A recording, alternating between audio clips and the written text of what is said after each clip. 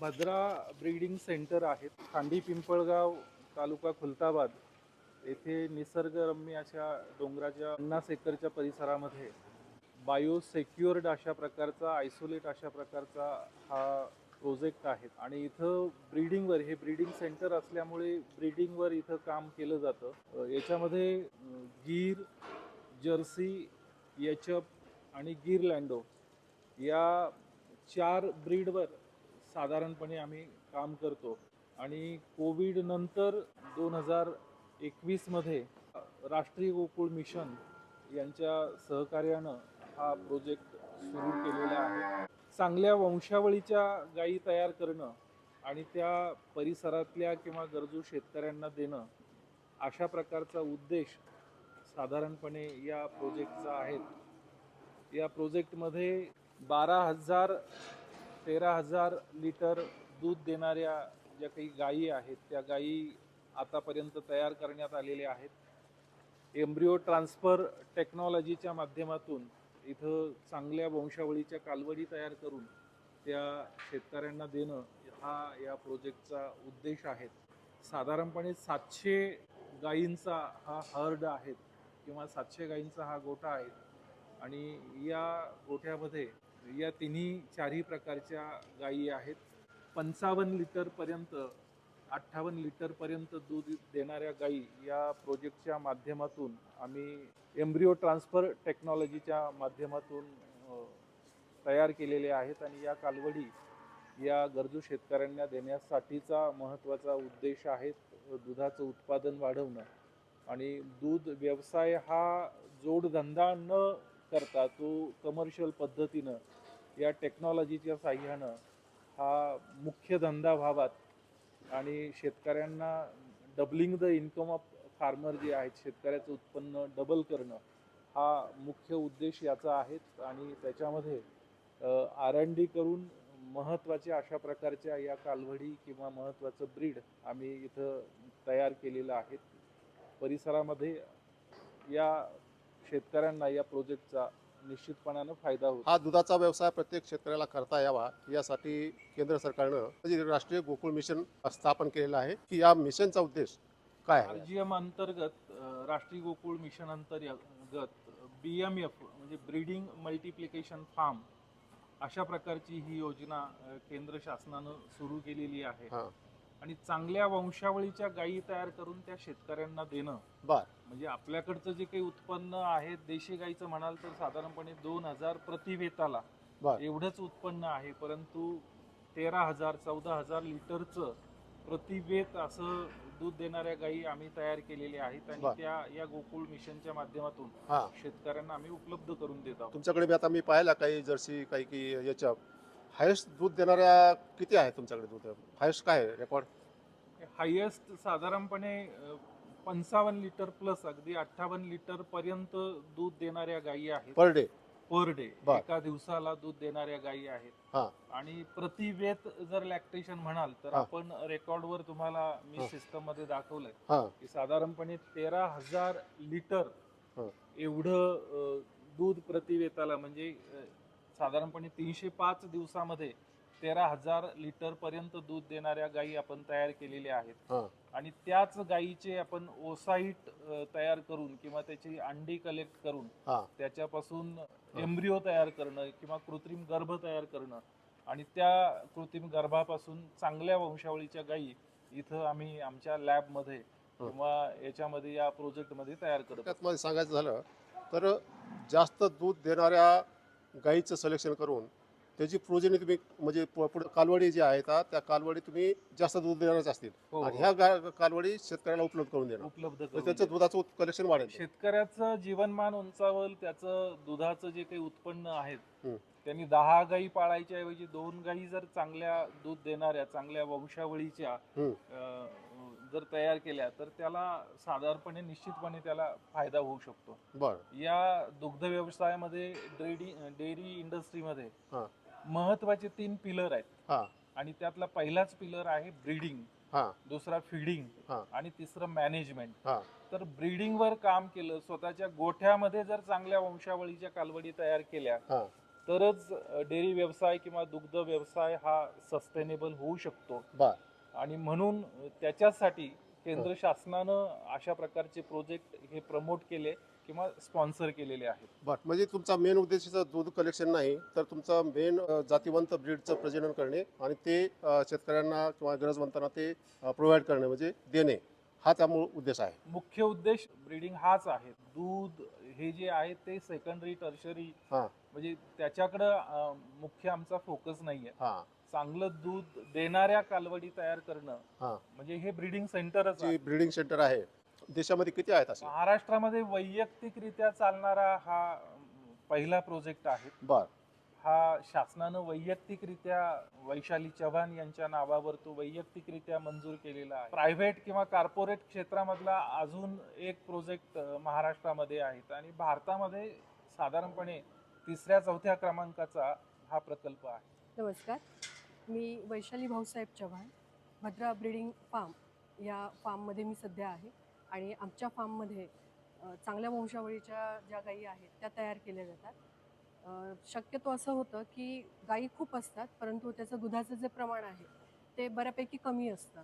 तर आम्ही या ठिकाणी आमच्या भद्रा ब्रीडिंग फार्ममध्ये चांगल्या वंशावळीच्या गायी तयार करून दुधाचं उत्पन्न वाढवण्याचा प्रयत्न इथे करतोय आणि ज्या आसपासचे जे शेतकरी आहेत त्या शेतकऱ्यांना चांगल्या वंशावळीच्या दर्जेदार दुधाच्या आणि चांगल्या जातीच्या गायी मिळाव्या याचा आम्ही इथे प्रयत्न करतोय आणि आमच्या फार्ममध्ये आम्ही त्या गायी तयार करतो आहोत. या भद्रा ब्रीडिंग सेंटरमध्ये ज्या गायी तयार करतोय तर त्या तयार करण्यासाठी आम्हाला राष्ट्रीय गोकुळ मिशन या योजनेचा आम्हाला भरपूर फायदा झालेला आहे आणि त्या योजनेचा लाभ घेऊनच आम्ही बऱ्याचशा गायी आता इथे तयार करत आहोत. सगळ्या टेक्नॉलॉजीचा इथं म्हणजे मिल्क पार्लर आहेत, हां सेन्सर आहेत. बर याच्या माध्यमातून प्रत्येक गायीच्या गळ्यामध्ये सेन्सर आहेत. बर त्या सेन्सरच्या माध्यमातून गायीची ऍक्टिव्हिटी जी आहेत, हां. गायीचं रुमिनेशन आहेत, गायीचं हेल्थ आहेत, बर. गायीचं मिल्किंग आहेत, बर हे सगळं कंट्रोल केलं जातं बर आणि फुल्ली ॲटोमाइज अशा प्रकारचा हा प्रकल्प आहे.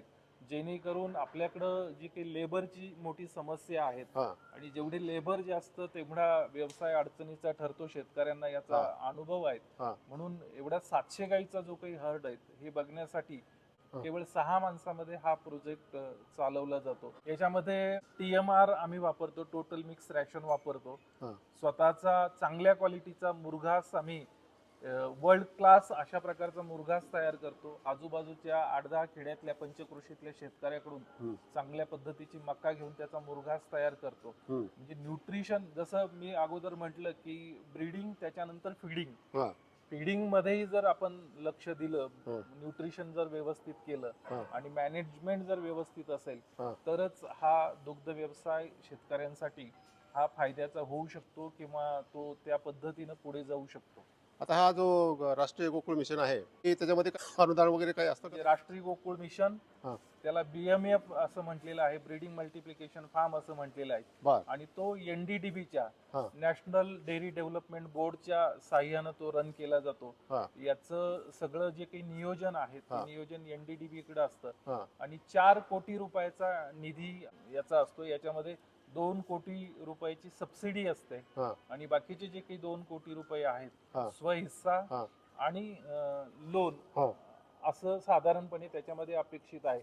हो. तर यामध्ये केंद्र शासनानं 4 कोटी रुपयाचा हा प्रोजेक्ट मंजूर केला आणि जी काही सबसिडी होती हम्म. ती सबसिडी पण केंद्र शासनानं आतापर्यंत दिलेली आहे हम्म. आणि हा फुल याच्यामध्ये आता तो सुरू झालेला आहे. आपल्याकडे दुधाचं प्रमाण वाढवण्यासाठी जातीवंत ब्रीड तयार करण्यासाठी आपल्याकडे पूर्वी आर्टिफिशियल इन्सिमिनेशन केलं जायचं, आता बी केलं जातं. तर त्याच्यापेक्षा पुढची टेक्नॉलॉजी तुम्ही यूज करून तुम्ही जातीवंत कालवडी तयार करण्याचा प्रकल्प करतात. हो. कोणती टेक्नॉलॉजी? ही एम्ब्रिओ ट्रान्सफर ET ज्याला आपण म्हणतो, हा. अशा प्रकारची टेक्नॉलॉजी आहे.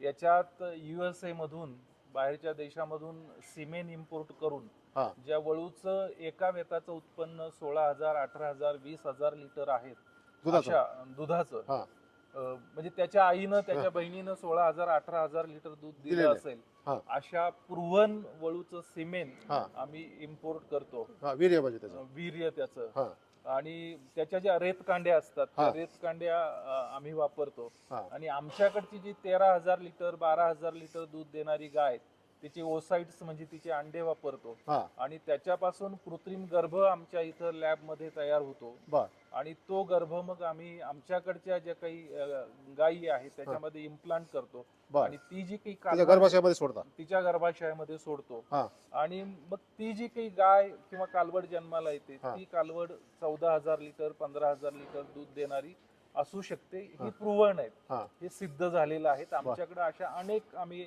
ET द्वारे तयार केलेल्या गायी आहेत ज्या 12,000 13,000 लिटर पर्यंत एका वेताला 305 दिवसामध्ये दूध देतात याच्यामध्ये अजून एक सांगतो आम्ही की ज्या गीर आमच्याकडे आहेत हा गीरच्या पण आमच्याकडे आम्ही ब्राझीलचे पण वळू वापरतो ब्राझिलियन जे गीर आहेत हा इस्पॅन्टो नावाचा आणि सोबॅरोनो नावाचा वळू. वळू आहेत हा त्या वळूच्या सेक्स सॉर्टेड अशा प्रकारच्या कांड्या आम्ही किंवा वीर्य कांड्या आम्ही वापरलेले आहेत हा आणि सोबेरेनो आणि इस्पॅन्टोच्या हा.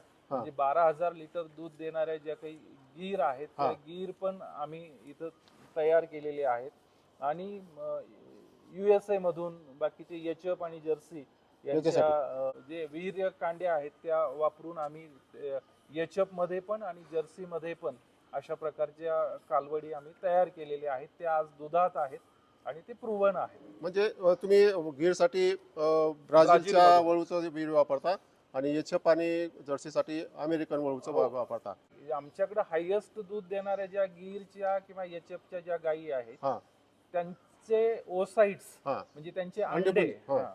हम्म. त्यांचे अंडे एकत्र करतो हा. आणि मग या ज्या काही सिमेन आहेत हा. ते सिमेन आणि आपल्याकडच्या जास्त दूध देणाऱ्या गायीचे अंडे याच्यापासून लॅब मध्ये गर्भ तयार करतो हा आणि तो गर्भ आपल्याकडे अगदी 2 लिटर 4 लिटर किंवा कमी दूध देणाऱ्या ज्या काही गायी हा. आहेत त्यांच्या गर्भात सोडतो हा. आणि त्याच्यापासून ज्या काही गायी तयार हा. होतात त्या गायी म्हणजे ते पुढची प्रोजिनी असते हा. जास्त दूध देणाऱ्या त्या गायी असतात आर्टिफिशियल इन्सिमिनेशन ह्याच्यामध्ये काय फरक आहे ह्याच्यामध्ये नाही आर्टिफिशियल इन्सिमिनेशन करत असताना तुम्हाला अनेक वेत किंवा 6 ते 7 वेत किंवा 8-9 वेतामध्ये तुम्हाला सिलेक्टिव्ह मेथडनं म्हणजे 12 लिटर दूध देणारी गाय ती पुढच्या पिढीमध्ये तिला काय 15 लिटर 20 लिटर पर्यंत न्यावं लागेल त्याच्यानंतर त्याच्या पुढच्या पिढीमध्ये तिला 25 पर्यंत न्यावं लागेल त्याच्यानंतर असं स्टेजेस असते म्हणजे स्टेप बाय स्टेप जावं हा. लागतं परंतु एम्ब्रिओ ट्रान्सफर मध्ये किंवा ET मध्ये हा. ती एकाच वेतात म्हणजे पहिल्याच F1 म्हणजे फर्स्ट जनरेशन जी हा.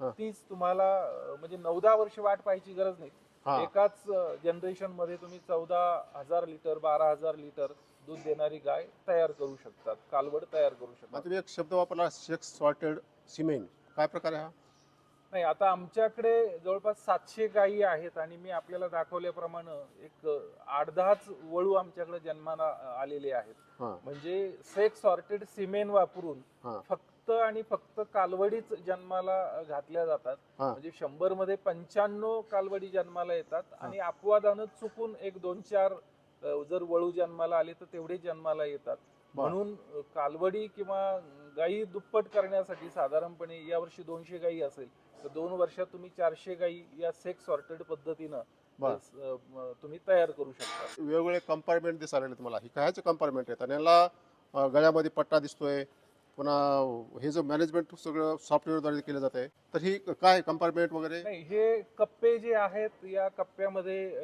काही कालवडी आहेत त्याच्यानंतर जे काबिंग होणार आहेत ज्या व्यायला येणार आहेत गाभण गाभण ज्या आहेत यांचे 60 दिवस आता राहिले 60 दिवसात येणाऱ्या 60 दिवसात ज्याचं काबिंग होईल अशा प्रकारच्या गायी आहेत त्याच्यानंतर दुधानुसार सुद्धा त्यांचे गट केले जातात ग्रुप केले जातात म्हणजे 20 लिटर पर्यंत दूध देणारी गाय त्याच्यानंतर 20 ते 30 लिटर दूध देणारी गाय एका कप्प्यामध्ये 30 ते 40 लिटर दूध देणारी गाय वेगळ्या कप्प्यामध्ये 40 प्लस दूध देणारी गाय वेगळ्या कप्प्यामध्ये ते कप्पे वेगळे करून त्यांना तशा प्रकारचं न्यूट्रिशन देणं हे गरजेचं असतं कारण गायीला खाद्य देत असताना तिच्या वजनाच्या साधारणपणे 3% ड्राय मॅटर आणि ते जे काही दूध देते त्या दुधाच्या साधारणपणे 30% खाद्य त्याला देणं अपेक्षित असतं म्हणून खाद्य देण्यासाठी सुद्धा दूध देण्याच्या प्रमाणानुसार त्यांचे कप्पे केलेले आहेत आता हा प्रोजेक्ट सुरू झाल्यानंतर आता फुल फेज मध्ये आलेला आहे हो आता तुमच्या कालवडीची विक्री किंवा मागणी वाढली का? हो, आमच्या आता कालवडी ज्या आहेत त्या कालवडी शेतकऱ्यांची मागणी आहेत. आम्ही अशा काही सुट्या शेतकऱ्यांना, वैयक्तिक शेतकऱ्यांना आम्ही काही गायी आणि कालवडी दिलेल्या आहेत. हां. परंतु रिसेंटली कर्नाटकच्या 1-2 शेतकऱ्यांनी हं. जवळपास 200 कालवडी आमच्या म्हणजे गीर पासून गिरलँडो तयार करून हं. त्या 200 कालवडीची आमच्याकडं ऑर्डर त्यांनी दिलेली आहेत आणि त्या गायी म्हणजे तशी वासरं आता तयार करण्याचं काम, तो प्रोजेक्ट आम्ही हातात घेतलेला आहे. आणि महाराष्ट्रामध्ये पण एका शेतकऱ्यांनी पश्चिम महाराष्ट्रातल्या त्यांनी 100 कालवडी त्यांना तयार करून पाहिजेत. हां. त्याची साधारणपणे आता 300 कालवडी तयार करून देण्याची आमच्याकडं काम हातावर आहे आणि ते काम सध्या सुरू आहे. ही कालवडी तुम्ही जी देणार गिरलँडो किंवा जर्सीची वगैरे, ती ज्यावेळेस ऑर्डर करतात त्यावेळेस ती म्हणतात का आम्हाला एवढे दूध लिटर देणारी असावी, काय असावी, असं काय डिमांड असते का ते? आणि ती कंट्रोलमध्ये आहे का? हो, कंट्रोलमध्ये आहेत. आम्ही अगदी काय प्रूव्हन सर्टिफिकेट देऊन, शिक्का देऊन, सही शिक्क्यासह आम्ही कालवडी त्या तेवढ्या दुधाच्या देऊ शकतो. कारण ते आमच्याकडे प्रूव्हन आहे. जर आईनं जर 12,000 लिटर दूध दिलं तर त्याची जी काही पुढची येणारी पिढी आहे ती तिच्यापेक्षा जास्तच दूध देणार आहे. त्याच्यामुळे ते प्रूव्हन आहेत. फक्त सब्जेक्ट टू कंडिशन, जे न्यूट्रिशन आहे ते न्यूट्रिशन आणि मॅनेजमेंट जर त्यांनी व्यवस्थित केलं तर 100 नाही 1000% तेवढी दूध देणाऱ्या कालवडी त्या आम्ही सिद्ध करून देऊ शकतो. आणि त्या त्यांच्याकडेही ज्या शेतकऱ्याकडे दिल्यात त्यांनाही त्या पद्धतीनं आम्ही जे काही ॲश्युअर केले त्या पद्धतीने त्या दूध त्यांच्याकडे देतात. आता ह्याच्या ज्या किमती असतात त्याच्या दुधाचा किती लिटर दूध आहे त्याप्रमाणे किमती असतात मग याच्या? नाही, आता कालवड जर असेल तर ती साधारणपणे एक एम्ब्रिओ ट्रान्सफर करायला 30,000 रुपये असा खर्च येतो. बापरे, 30,000? 30,000 रुपये खर्च येतो. म्हणजे आणि 30,000 रुपये तो खर्च आहे. आणि मग ती कालवड किती दिवसाची आहे, तिनं आपल्याकडं किती दिवस होती, किती साधारणपणे तिला खाद्य लागलं, असं आम्ही कॅल्क्युलेट करून, जर आता हे जे काही कर्नाटकचे जे काही शेतकरी आहेत त्यांनी 1,05,000 रुपयाला एक कालवड या पद्धतीनं 200 कालवडची त्यांनी ऑर्डर दिली. किती महिन्याची कालवड ते? ती 90 दिवसाची कालवड त्यांना आम्ही देणार आहोत, 3 महिन्याची कालवड. बरं.